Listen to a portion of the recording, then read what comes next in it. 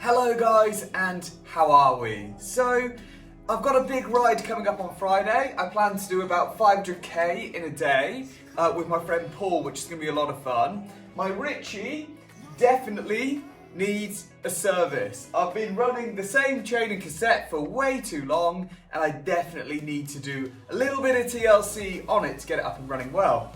I was actually planning on doing a big ride and training today, last big ride before I actually go, but unfortunately I'm not feeling very well at all. So I was actually in two minds about doing this vlog today, but I feel as though just getting up and doing something's really gonna help. But we'll see what happens. Maybe I'll jump on Zwift a little bit later because the weather is absolutely diabolical. But more importantly, should we start servicing this bike?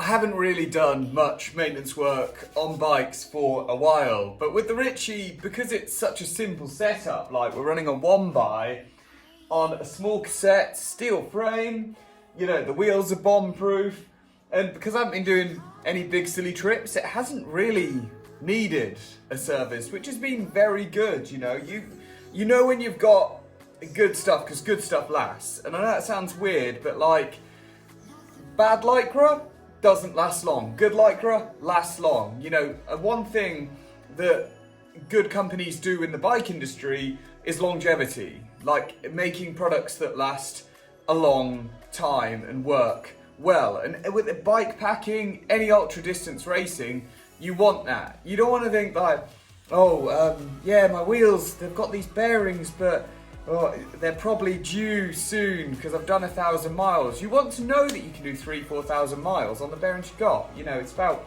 trust in your equipment.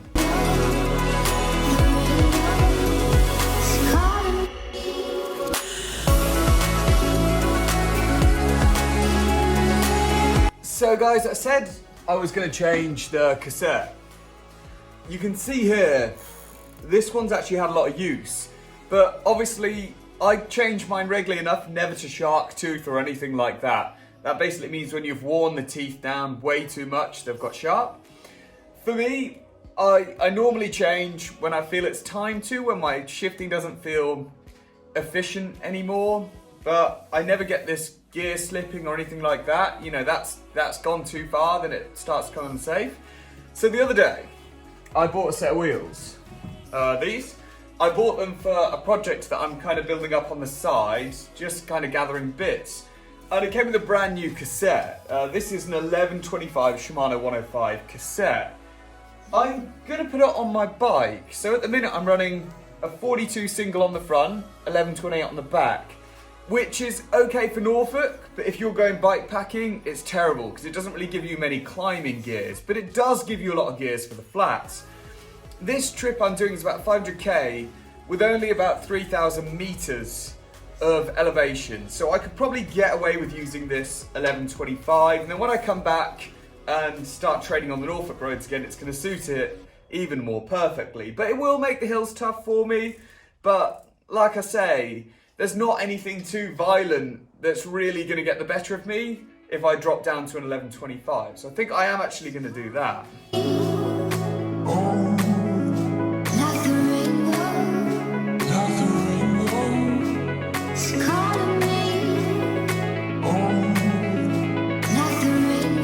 So new cassette is on and obviously torqued up. Next, I want to start putting the chain on. I know there's people there sitting there saying, Robbie, you haven't even cleaned your bike yet. Yeah, honestly, I'm probably going to clean it after. I'm not really too worried about cleaning it right now, to be brutally honest with you, because my hands are greasy anyway. I'm messing around with greasy parts. It's just going to get worse, and then I'll end up having to clean it again. So, next, chain.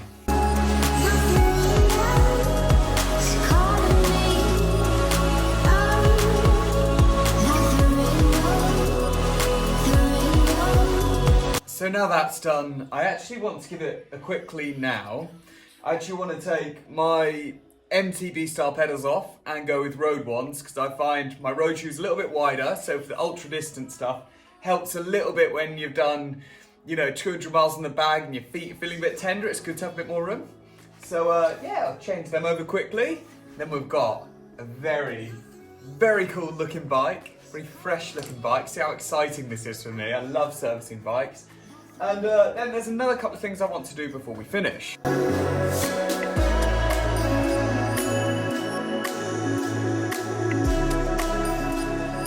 As you can see, I'm just literally giving it a little surface clean. It's gonna get dirty over the next week anyway before I go, so I'll clean it properly before then, but for the minute, I'm just happy just getting the mud off. That really is it.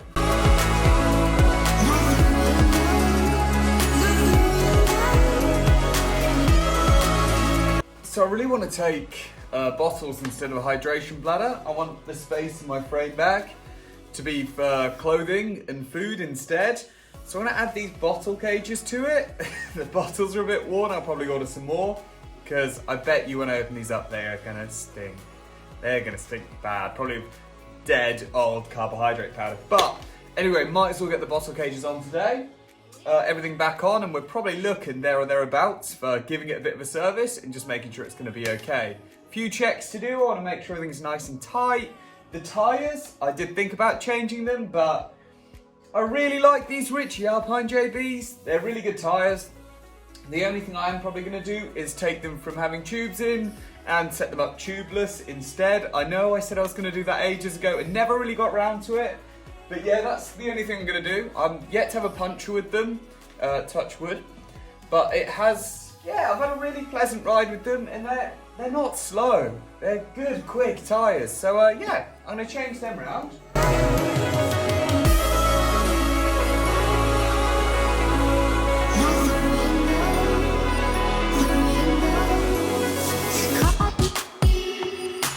So it's pretty much finished. A few changes to make, like I definitely feel as though I'm gonna have to change the bottom bottle cage because it's a side pull, and I still haven't done the tyres tubeless yet because I need one of those, you know, the gas canisters that to make sure it actually seals on the rim. I need one of them for these tyres.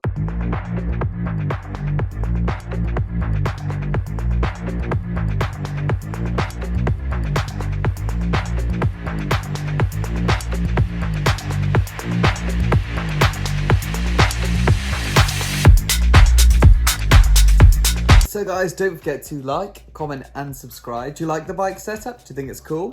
And most important thing is there's going to be loads of videos coming out from me and Ivy throughout the week about this setup, so please subscribe.